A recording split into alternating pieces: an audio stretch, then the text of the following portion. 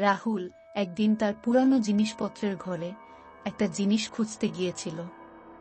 নিচে পড়ে থাকা একটি পুরানো টিভিতে চালানো টেপে হোঁচট খেয়ে দাঁড়িয়ে গেল।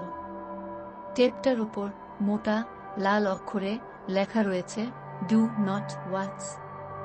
কৌতূহল তার মনে ধরে গেল এবং সে ভাবতে শুরু করল, কে এমন অশুভ সতর্কবাণী লিখতে পারে। যখন সে তার ঘরে নিয়ে গিয়ে টেপটাকে টিভিতে চালালো, তখন তার শিরদাঁড়া বেয়ে একটা কাঁপুনি চলে গেল। টিভির পর্দায় রাহুলের ঠাকুরদা, যিনি কয়েক বছর আগে মারা গেছেন। কিন্তু টিভির পর্দায় তার ঠাকুরদার চোখ দুটো কুচকুচে কালো এবং মুখে একটা মোচড়ানো হাসি। রাহুল সঙ্গে সঙ্গে টিভিটা বন্ধ করার চেষ্টা করল, কিন্তু টিভিটা বন্ধ হলো না।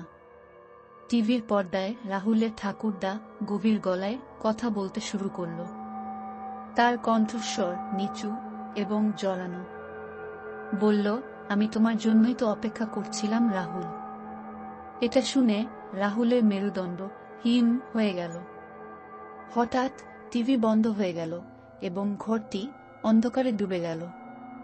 রাহুল তার পাশের ঘর থেকে পায়ের আওয়াজ শুনতে পেল, ভারী এবং ভয়ঙ্কর। সে বুঝে গিয়েছিল তাকে সেখান থেকে বেরিয়ে আসতে হবে। ছুটে সিঁড়ি বেয়ে নামতে গিয়ে কানে শুনতে পেল ঠাকুরদার শয়তানি হাসি। তুমি এই টেপটা দেখে ভুল করলে রাহুল।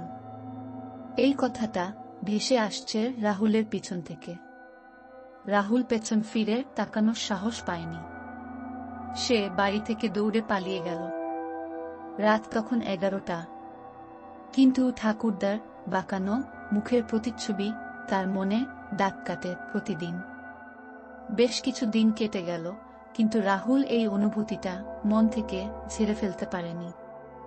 তারপরে এক রাতে রাহুল তার বাড়িতে তার ঘরে বসেই পাশের বাড়ির টিভি থেকে সেই টেপের শব্দ শুনতে পেল। শব্দটা আস্তে আস্তে রাহুলের ঘরে ভেসে আসতে লাগল তার প্রতিবেশীর ঘর থেকে। এবং রাহুল বুঝে গেল সে একা নেই এই ঘরে। এবং শুধু তার বাড়িটাই নয়, তার প্রতিবেশীদের বাড়িতেও এই অশুভ শক্তি বিরাজমান হয়ে গেল।